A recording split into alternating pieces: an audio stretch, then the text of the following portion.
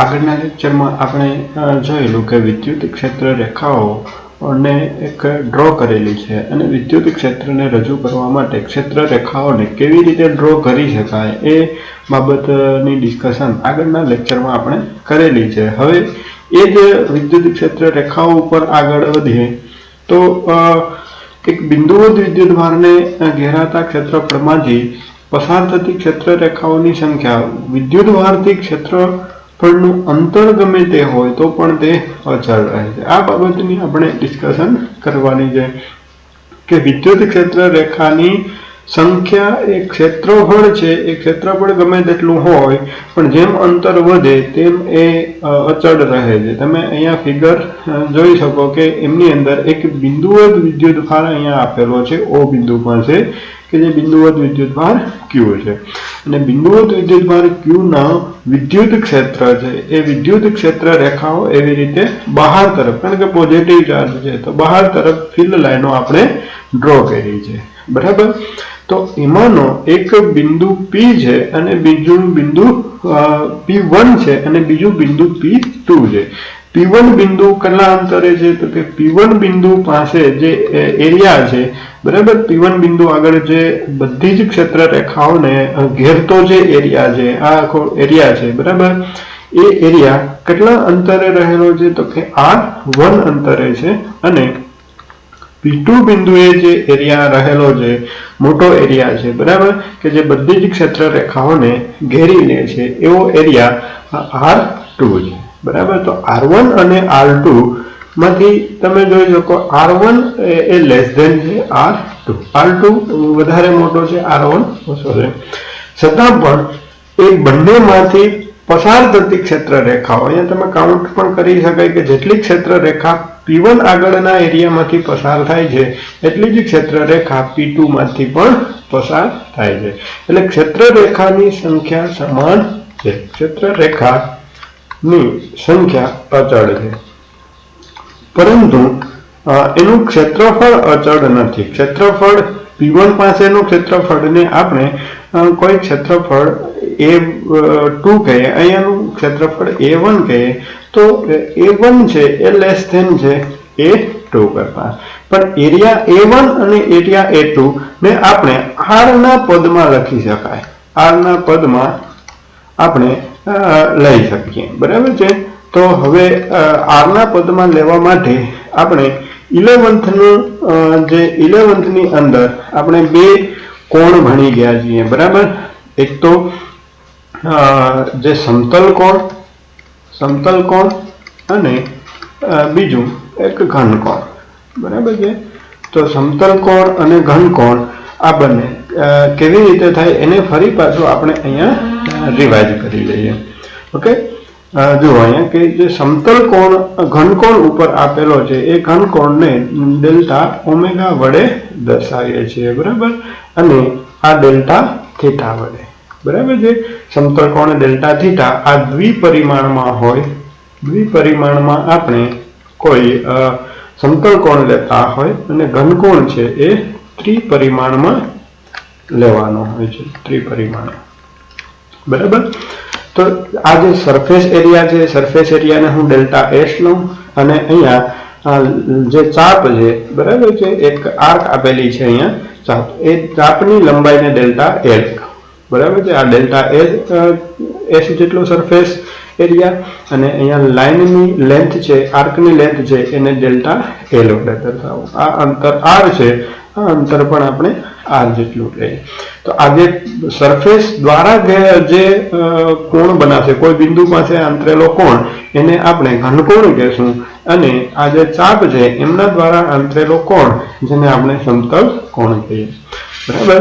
તો સમતલ કોણ માટે ની જે જીઓમેટ્રી છે એક એવી રીતે એને વ્યાખ્યાયિત કરી શકાય કે delta theta is equal two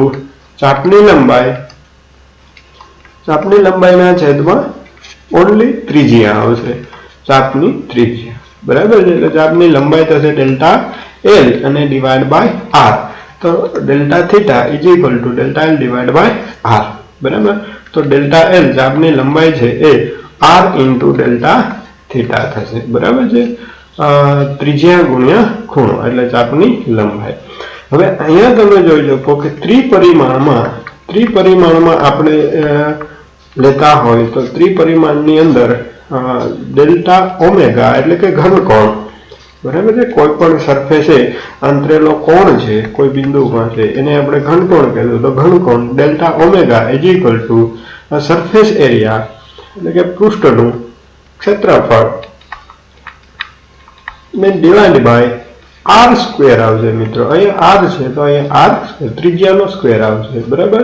તો delta S divide by R square is equal to delta omega, બરાબર છે, ઘનકોણ.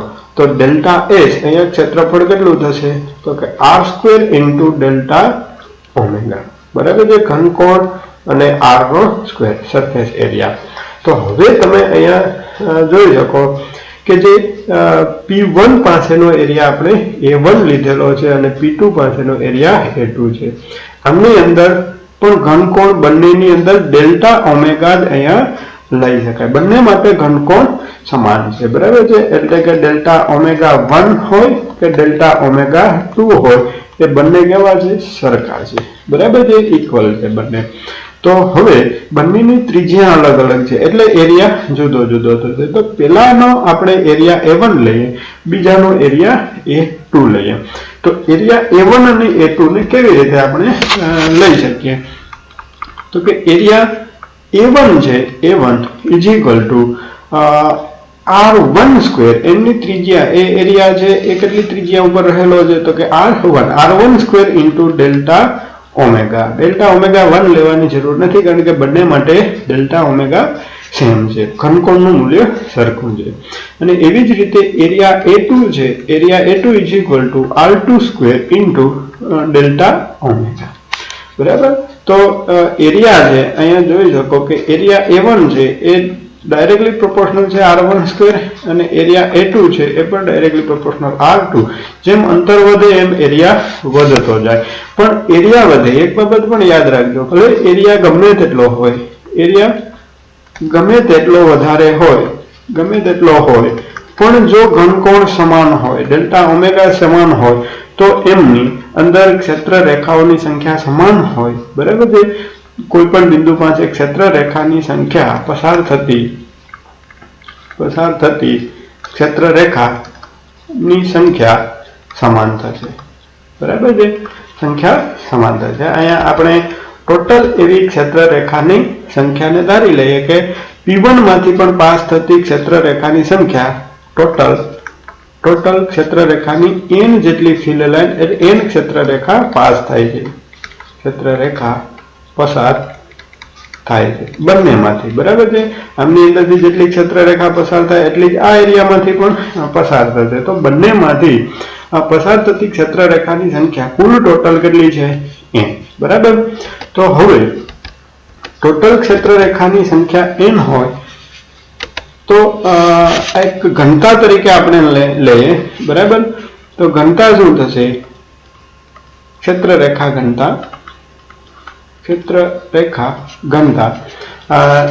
ને આપણે વ્યાખ્યાયિત કરેલું છે કે ટોટલ એવી ટોટલ ફિલ્ડ લાઈન છે, બરાબર છે, ટોટલ ક્ષેત્ર રેખાની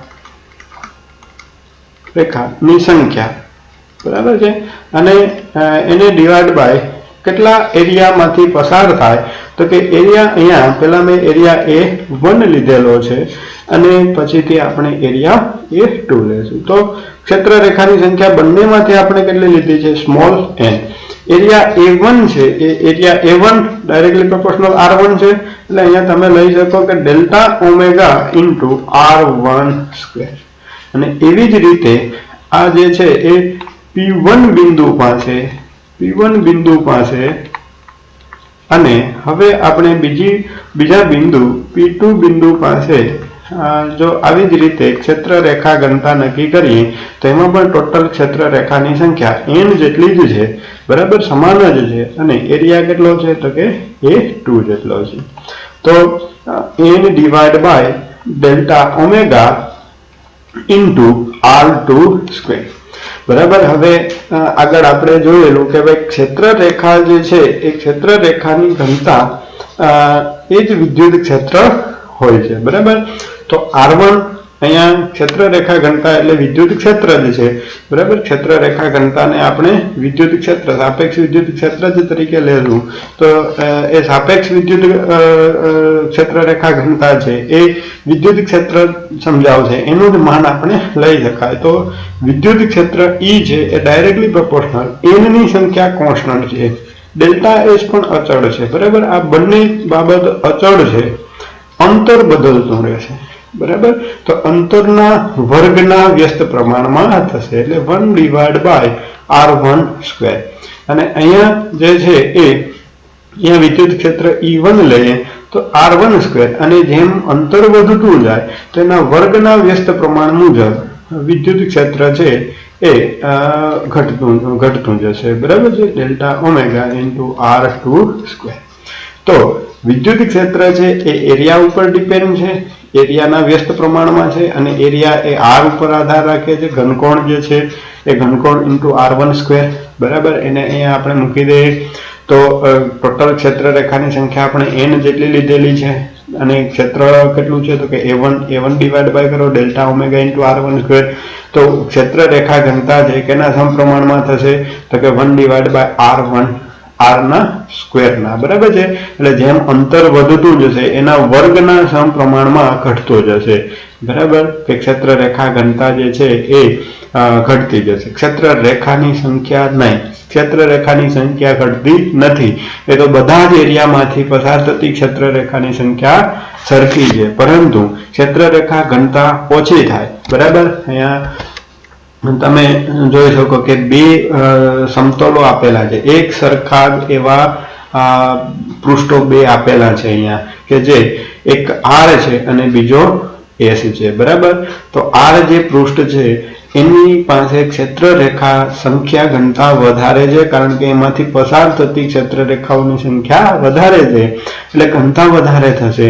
અને અહીંયાથી ક્ષેત્ર રેખાઓની સંખ્યા ઓછી પસાર થાય એટલે ત્યાં ક્ષેત્ર છે એ નિર્બળ છે, કે જે આપણે આગળના ઓલરેડી લેક્ચરની અંદર ડિસ્કશન કરી ગયા છીએ, બરાબર। તો જે કે સ્ટ્રોંગ ઇલેક્ટ્રિક ફિલ્ડ અને વીક ઇલેક્ટ્રિક ફિલ્ડ। હવે કેટલાક તંત્રો છે કે વિદ્યુત ભારથી બનતું તંત્ર હોય, સિંગલ વિદ્યુત ભાર હોય, એમના લીધે ઉદ્ભવતું જે વિદ્યુત ક્ષેત્ર છે એ વિદ્યુત ક્ષેત્ર રેખા કેવી રીતે આપણે ડ્રો કરી શકીએ, બરાબર છે। તો વિદ્યુત ક્ષેત્રને ડ્રો કરવા માટે કેટલાક તંત્ર આપણે લેવાના છે, બરાબર। પહેલા તો આપણે પોઈન્ટ ચાર્જ લઈએ।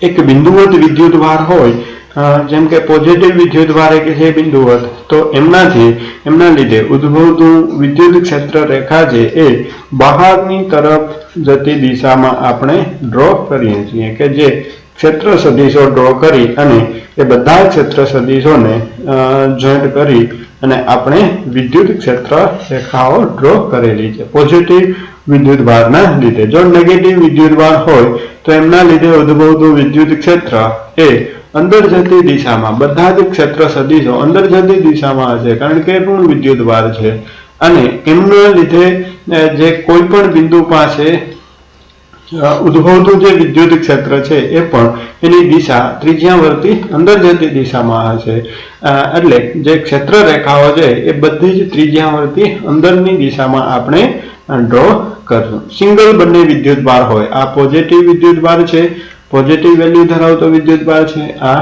નેગેટિવ વેલ્યુ ધરાવતો વિદ્યુત ભાર છે, બરાબર।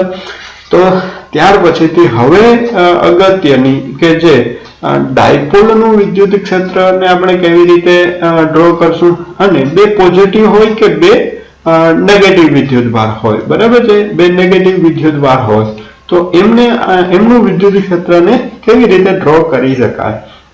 તો પહેલા જોઈએ આપણે ડાયપોલ। ડાયપોલ એટલે જનરલી બે પોલ હોય અને બંને પોલ વિજાતીય પ્રકારના હોય, એટલે કે એક ડેલ્ટા પ્લસ ક્યુ વિદ્યુત ભાર છે, બીજો માઇનસ ક્યુ વિદ્યુત ભાર છે। આગળ ઓલરેડી ડાયપોલ આપણે ભણવાના જ છે, ડાયપોલનું વિદ્યુત ક્ષેત્ર ભણવાના છે, બરાબર। પણ અત્યાર સુધીમાં આપણે કોઈ ડાયપોલનો ઉપયોગ કરેલો નથી, તો ધ્યાન રાખજો કે ડાયપોલ જે છે એ બે વિજાતીય પ્રકારના વિદ્યુત ભારો અમુક ચોક્કસ અંતરે રહેલા હોય, કેટલા અંતરે રહેલા હોય તો કે 2a જેટલું અંતર લેશું આપણે, 2a જેટલા અંતરે રહેલા હોય તો એમનાથી બનતા જે તંત્ર છે એને આપણે ડાયપોલ કહેશું. બે પોલ છે બરાબર, એમની અંદર એક પોઝિટિવ પોલ છે, બીજો નેગેટિવ પોલ છે, એ અમુક અંતરે રહેલા હોય. તો અહીંયા પ્લસ ક્યુ વિદ્યુતભાર આપેલો છે, અહીંયા નેગેટિવ વિદ્યુતભાર આપેલો છે. તો પોઝિટિવ વિદ્યુતભારમાંથી ક્ષેત્ર રેખા બહાર જતી દિશામાં હોય બરાબર, અને નેગેટિવ વિદ્યુતભાર હોય તો એમની અંદર જતી દિશામાં હોય બરાબર છે ક્ષેત્ર રેખા. પરંતુ જો આપણે કોઈ એક વન બિંદુ નક્કી કરીએ કે અહીંયા વિદ્યુત ક્ષેત્ર મારે નક્કી કરવું છે, તો પ્લસ ક્યુ વિદ્યુતભારના લીધે વિદ્યુત ક્ષેત્ર છે એ વન બિંદુ પાસે જેને આપણે E1 કહીએ અને માઇનસ ક્યુ વિદ્યુતભાર છે એમના લીધે ઉદ્ભવતું વિદ્યુત ક્ષેત્ર છે એને આપણે E2 કહીએ. તો એ બંનેનું પરિણામી વિદ્યુત ક્ષેત્ર છે એ ક્ષેત્ર રેખાને સ્પર્શકની દિશામાં રહેશે, એટલે કે એ બિંદુ પાસે વિદ્યુત ક્ષેત્ર સ્પર્શકની દિશામાં રહેશે, કે જે આપણે હમણાં એમના ગુણધર્મો વિદ્યુત ક્ષેત્ર રેખાના ગુણધર્મોનો પણ અભ્યાસ કરવાનો છે. એમની અંદર પણ આપણે ડિસ્કશન કરીશું કે કોઈ પણ ક્ષેત્ર રેખા ડ્રો કરી છે તો એમના કોઈ બિંદુ પાસે એને ટેન્જન્ટ ડ્રો કરો, એટલે કે સ્પર્શક ડ્રો કરો.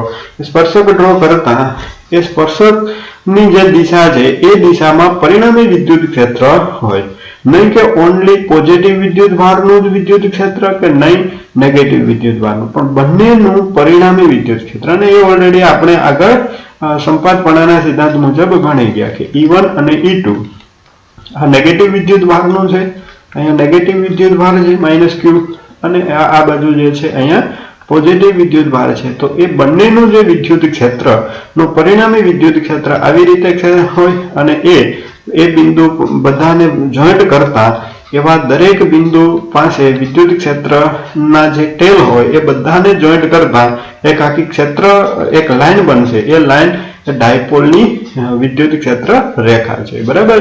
તો એ વિદ્યુત ક્ષેત્ર રેખા આવી રીતે હોય. પછી એવું જરૂરી નથી કે બધી જ ક્ષેત્ર રેખાઓ અહીંયાથી ઉદ્ભવી અને નેગેટિવ વિદ્યુતભારમાં એન્ટર થતી હોય. કોઈ બીજી જગ્યાએ મુક્ત અવકાશની અંદર કે બીજે ક્યાંય પણ જો કોઈ નેગેટિવ વિદ્યુતભાર હોય તો ત્યાં પણ વિદ્યુત ક્ષેત્ર સમાઈ શકે બરાબર છે. એટલે વિદ્યુત ક્ષેત્ર પણ એમ કહી શકાય કે બધી વિદ્યુત ક્ષેત્ર રેખાઓ જો પોઝિટિવ વિદ્યુતભાર હોય તો એમાંથી બહાર આવતી દિશામાં હોય, અને નેગેટિવ વિદ્યુતભાર હોય તો એમાં અંદર જતી દિશામાં હોય. પણ દરેક બિંદુ પાસે એક ક્ષેત્ર રેખાને ડ્રો કરેલો સ્પર્શક એ બિંદુ પાસે વિદ્યુત ક્ષેત્રનું દિશા દર્શાવશે. પછી અહીંયા તમે જોઈ શકો બે પોઝિટિવ વિદ્યુતભાર છે, એ બે પોઝિટિવ વિદ્યુતભારનું વિદ્યુત ક્ષેત્ર કે અહીંયા એક નેગેટિવ પોઝિટિવ એટલે ડાયપોલ છે, અને અહીંયા બે પોઝિટિવ વિદ્યુતભાર છે. તો પોઝિટિવ વિદ્યુતભાર હોય તો એમનું વિદ્યુત ક્ષેત્ર આવી રીતે રિપલ્શનના કારણે એકબીજાથી દૂર તરફ જશે. પણ યાદ રાખજો કે એકબીજી ક્ષેત્ર રેખા ક્યારેય ઇન્ટરસેક્ટ થતી નથી બરાબર છે. આપણે એમના ગુણધર્મની અંદર જોશું કે વિદ્યુત ક્ષેત્ર રેખાના ગુણધર્મ છે એમની અંદર પણ આપણે આમની ડિસ્કશન કરશું. એટલે ક્યારેય પણ ક્ષેત્ર રેખા એકબીજાને ક્રોસ કરાવવાની નથી.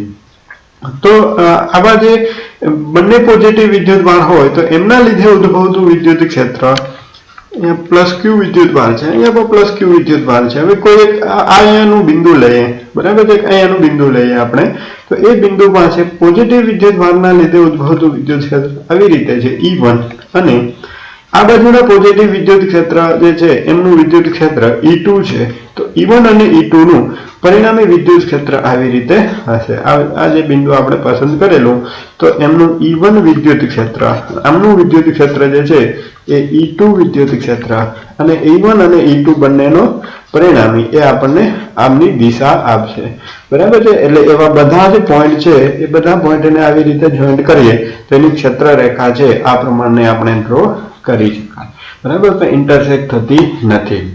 તો તમને એવો ક્વેશ્ચન થશે પોઝિટિવ વિદ્યુતભાર છે તો અહીંયા મિડલમાં શું ક્ષેત્ર રેખા કેવી રીતે હોય, તો ત્યાં વિદ્યુત ક્ષેત્ર નથી હોતું કારણ કે વિદ્યુત ક્ષેત્ર શૂન્ય હોય બરાબર છે. બંને સમાન મૂલ્યના હોય અને બંને એક જ રેખા ઉપર રહેલા વિદ્યુતભાર છે તો એના મધ્ય બિંદુ પાસે વિદ્યુત ક્ષેત્ર શૂન્ય હોય, કારણ કે આ જે 1 નંબરનો વિદ્યુતભાર છે અહીંયા 2 બિંદુ પાસે વિદ્યુતભાર છે.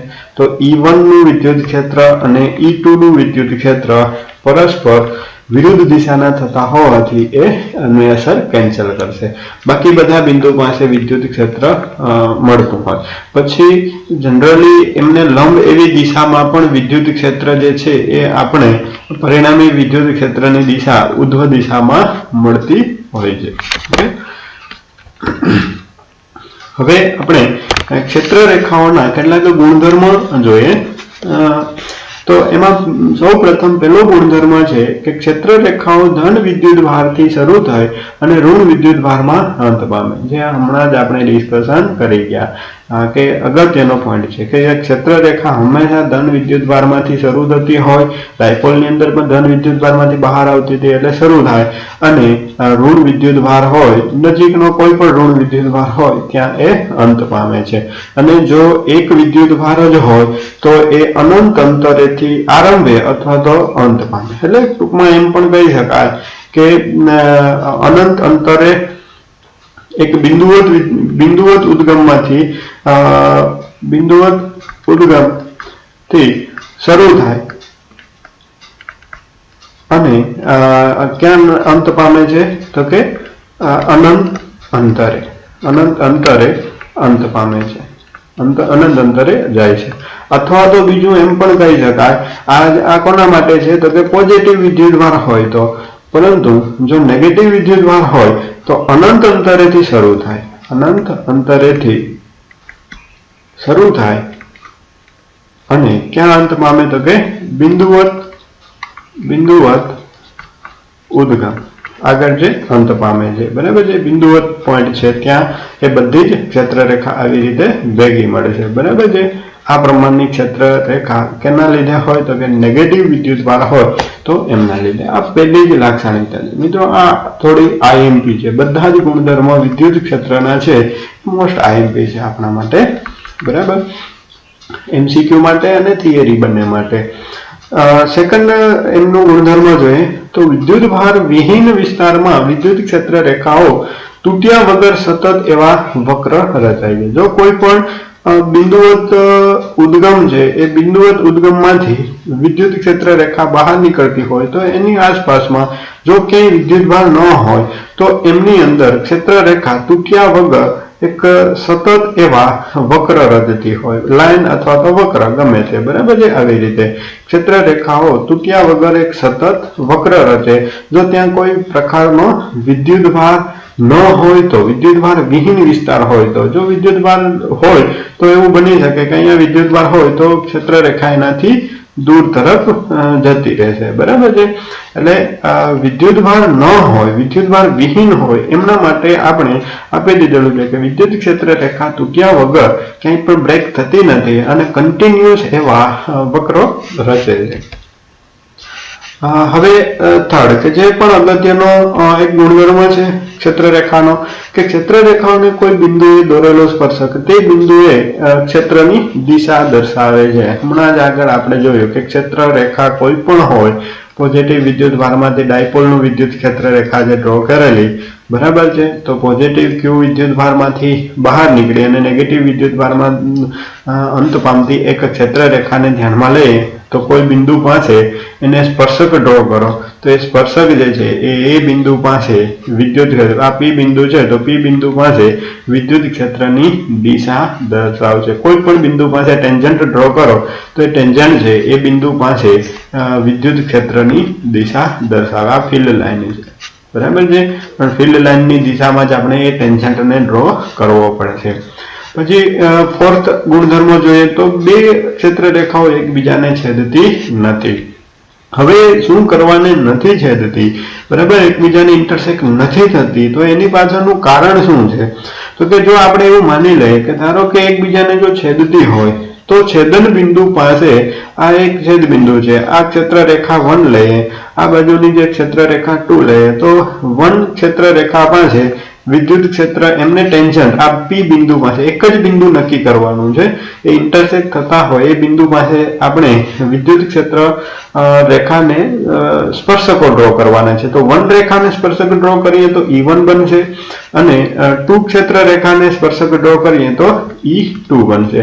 તો ક્યારેય એવું પોસિબલ નથી મિત્રો કે કોઈ એક બિંદુ પાસે વિદ્યુત ક્ષેત્ર 2 હોય, એની દિશા 2 હોય એવું શક્ય નથી। એ વિદ્યુત ક્ષેત્રની દિશા તો એમને એક જ હોય, બરાબર છે। અને એટલા માટે ક્ષેત્ર રેખાઓ ક્યારેય એકબીજાને છેદી શકે નહીં। એટલે ક્યારેય પણ વિદ્યુત ક્ષેત્ર રેખા ડ્રો કરો ત્યારે એકબીજાને ઇન્ટરસેક્ટ કરાવવાની નથી। ક્ષેત્ર રેખાઓ ક્યારેય એકબીજાને છેદતી નથી।